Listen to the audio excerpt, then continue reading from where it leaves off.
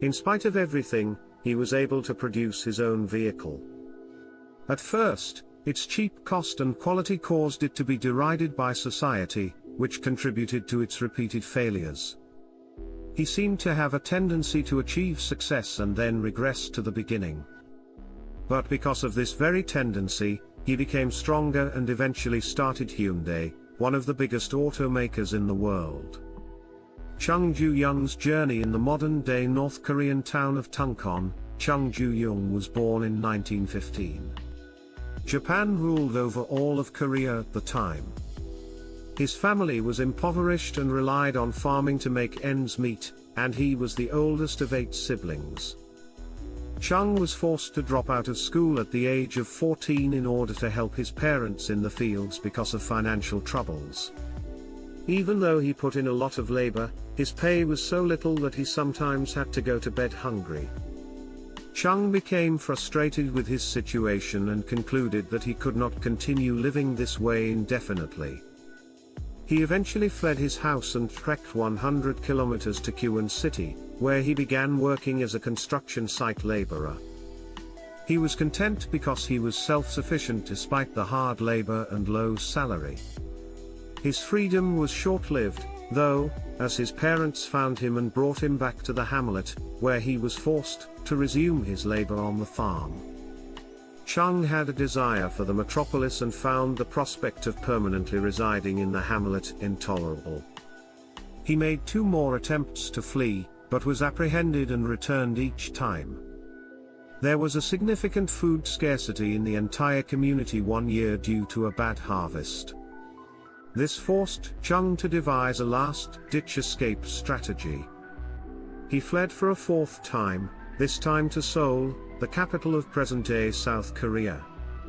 Beginning my life in Seoul, Chung was determined to make a new beginning in Seoul. He put in endless hours at a variety of occupations, including cleaning, factory work, and building site labor. He got a delivery job at a rice restaurant as a result of his perseverance and diligence. He delivered orders to clients on a bicycle, and his effectiveness greatly boosted the store's sales. The owner was impressed and gave Chung a promotion to manager. Under his leadership, the store prospered, and this was his first employment where he wasn't performing menial tasks.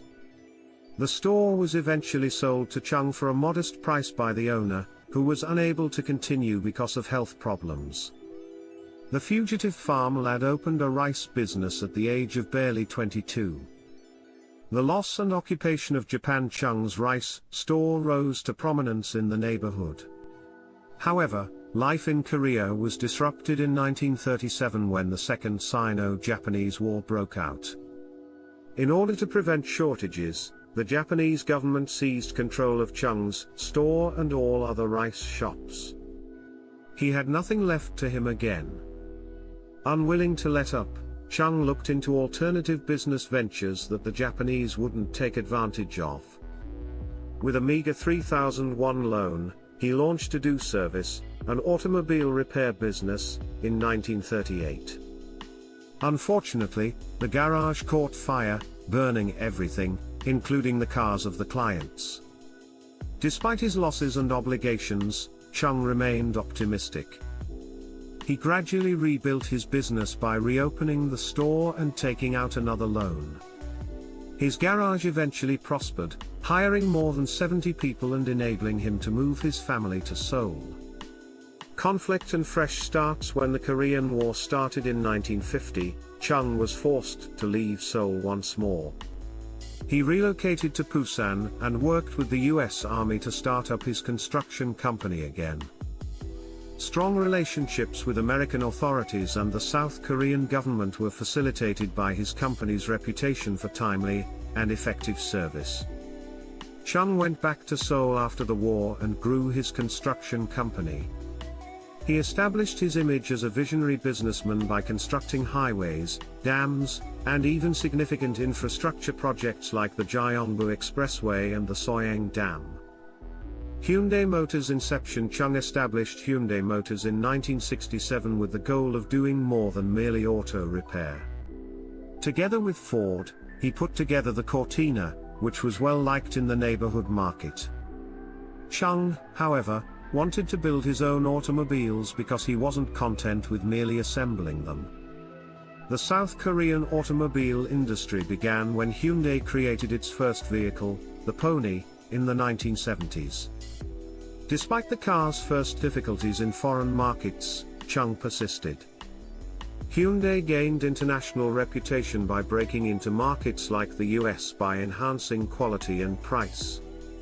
A history of fortitude. Once struggling to make ends meet, Chung Ju-yung transformed Hyundai into a global enterprise. The business grew to become one of the biggest automakers in the world under his direction.